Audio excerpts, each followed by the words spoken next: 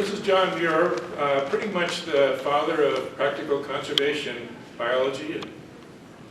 And he had the opportunity in 1868 to walk across the San Joaquin Valley before it was farmed. And he described this botanically pretty thoroughly and talked about fields of wildflowers that went on for miles, in which, unlike what he'd seen in the east, there were a few grasses amid the flowers, whereas he was familiar with a few flowers amid the grasses back home in the East Coast where he'd come from. Well, now we know that looking at early Spanish records from the earliest explorers of the Central Valley, in Rich Minnick's book, California's Fading Wildflowers, that this condition that John Muir saw goes back to the earliest days that we have records of for these open areas in California, the parts of California that aren't dominated by woody trees or shrubs. And also Art Shapiro from UC Davis, butterfly expert extraordinaire for California, looked at the butterfly fauna of California and found that the characteristics of the biogeographically of the butterfly fauna of Central California is that it was keyed into forbs, not grasses, and that this is a pretty good indication that what Muir saw and what Minnick documented was the historical condition in open areas in California. And these open areas are pretty important. They go right down from Southern California up to the Oregon border with a focus in Central California. Extremely important parts of the California floristic province. Well, we heard a talk yesterday from Michael Allen where he called these open areas, these forelands that Muir and Minnick saw and described as the biodiversity poster child for California. And yet most of the talks that we've heard with pictures of those kinds of communities, including Michael White's talk that we just heard a little bit ago, called them grasslands. And I don't want to denigrate Michael White's talk. It was the best talk I've ever heard on the ecology of these kinds of communities. Excellent talk. But he did refer to areas dominated by forbs as grasslands. And I think it's interesting to see the history of how that terminology came about. It largely came about through this man, Frederick Clements, who was, in his time, the most preeminent ecologist in North America. And he had actually 4 ideas that reflect on what we think about vegetation today in California. One is that annuals aren't vegetation, so all those forbs, which to a great degree are annuals, don't count. You got a forb, doesn't count, it's not part of vegetation, so it has to be something else. Another idea was that all vegetation converges towards a climatic climax. In other words, based on the climate. Also, that California's open areas are in the Midwest climax. And they're dominated by burning bunchgrass. So he came from the east, like most of the academic ecologists in those days, where you have forests, and the interruptions to the forest are the result of forests being destroyed, and the important ecological factor there is succession. You cut the trees and other things generally come back, and eventually you get a forest again. So succession was very important in the areas where the early ecologists, the ones that produced the professors in West Coast colleges, came from. Succession was a big deal. And if you look at the climate in the East Coast forests, you see that you have plenty of precipitation available. That's the upper line. And just when the growing season, when warmth increases, day length increases, so that the precipitation coincides with the growing season, which is very good for plants. And this is typical of areas where you actually do have a climatic climax. Now in California, we've had a lot of people try to apply the climatic climax concept to what we have here. And a lot of people would look at this picture from the hills near the East Bay and say, well, those oak woodlands in the foreground were cut down, and they're succeeding maybe to oak woodland in the background. And the only thing is that when you have succession, it usually follows property lines and historical changes. In this case, just like we've heard so many talks, this follows geomorphology. The oak woodland in the foreground is on volcanic rocks that where water can penetrate deeply. The hills in the background are Eocene sediments that produce a lot of clay. A very different geomorphology resulting in very different vegetation. And you can map the vegetation patterns and find they coincide exactly with the geology in this region. Okay.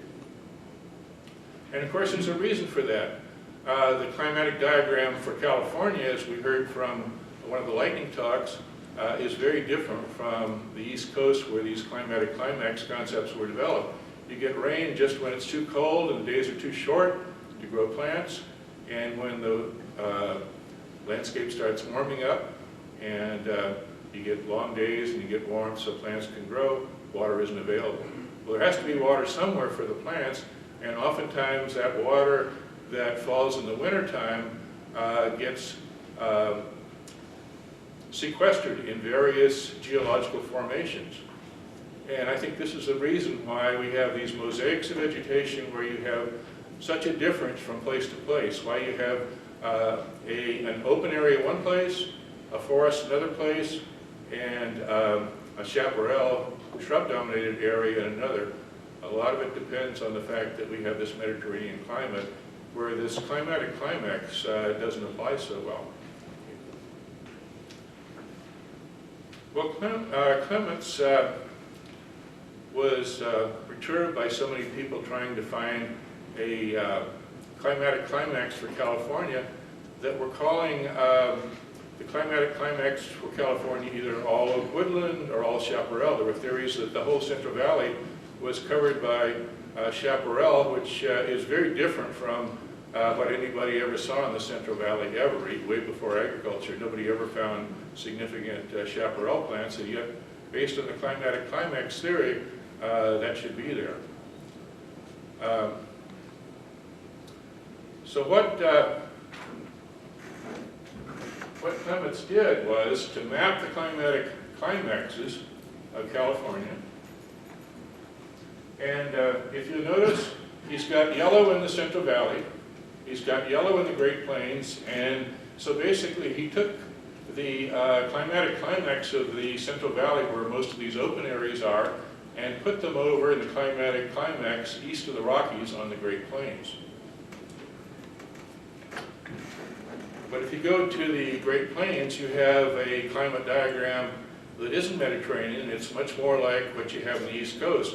You may have less rain, but it does coincide with the growing season. So the kind of landscape that he was placing our California open areas in was a very different climate than what they actually exist in. They actually exist in the same kind of Mediterranean climate that we get our chaparral and oak woodlands in.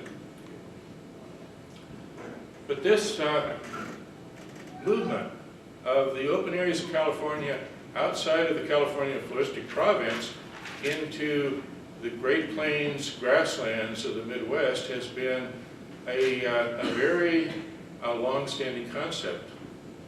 The major textbooks on North American vegetation still remove what they call the grassland areas of California into the Midwest and don't consider them part of the California floristic province. That's why I call these open communities the California floristic province's missing piece. The part that should be here, it's right in the middle of California, right in the middle of the floristic province, but it doesn't get considered part of California. And this has resulted in huge attempts to plant bunch grasses and recreate this vegetation that was dominated by purple needlegrass.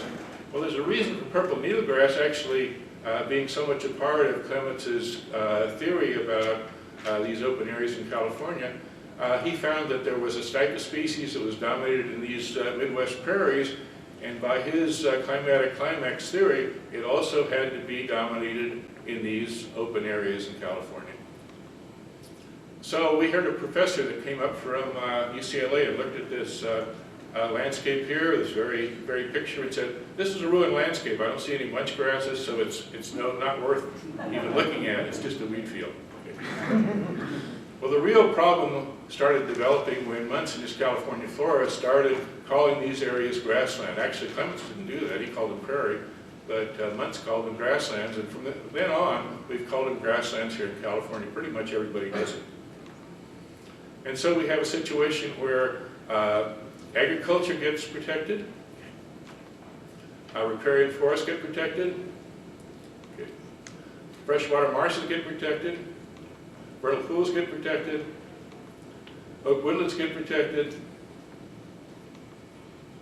But hey, this is a landscape in Kern County, the floor of the Central Valley, a lot like John Muir saw it, but hey, this is just non-native annual grassland in our classification of communities. So it gets no protection at all. It's a free fire zone for everybody that wants to place a project somewhere outside of these protected areas.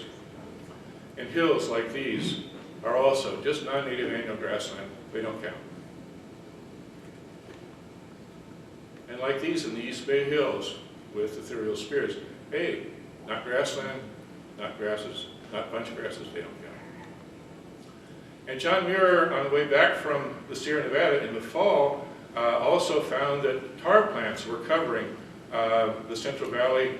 Originally in the spring, when he went across the valley at first, were dominant.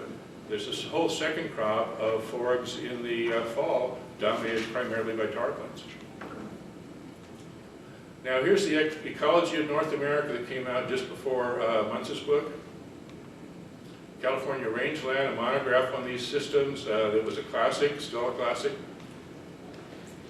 Notice what these books call this community California Prairie. They don't say it's foreland, they don't say it's grassland, they say it's a unique system, California Prairie, that has grasses and forests. So that's why I like the name California Prairie. Now, the taxonomists have something called priority. The oldest name gets to count, but vegetation ecology doesn't have anything. It's kind of just all over the board, but I think by not only the basis of what's really out there and priority, the best name for these kind of communities is what they used to call them, California prairies. Not just grasslands, not just forelands, but a whole unique part of the California floristic province. So if you look at the CNPS 5th edition inventory with prairie species, more species were extinct in the 5th inventory, 10 species that were prairie plants. Prairie plants were 3rd in the 1B list with 157 species, and they were 4th in all lists with 247 species. And species like California macrophylla and Chloropyron palmatum, Astragalus tenor. If you look at California native prairie species, 95% are obligate, 95 are obligate, 563 are facultative, 66 are obligate vernal pool species, 58 facultative vernal pool species, 28 obligate alkaline prairie species, and 44 facultative alkaline prairie species. Largest obligate prairie families are Asteraceae, next comes Orobanchaceae, and 3rd is Boraginaceae, 38 obligate species in Asteraceae. No, not in Poaceae here, at least for the top 3. Largest facultative prairie families, 121 in Asteraceae, 53 in Fabaceae, and 50 in Boraginaceae. And to compare this with vernal pool families, 10 in Asteraceae, 9 in Poaceae, and 8 in Companulaceae.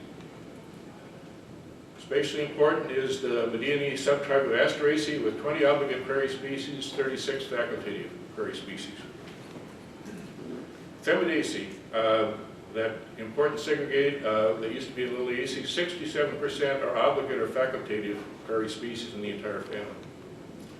So we've got threats to this community: vineyards,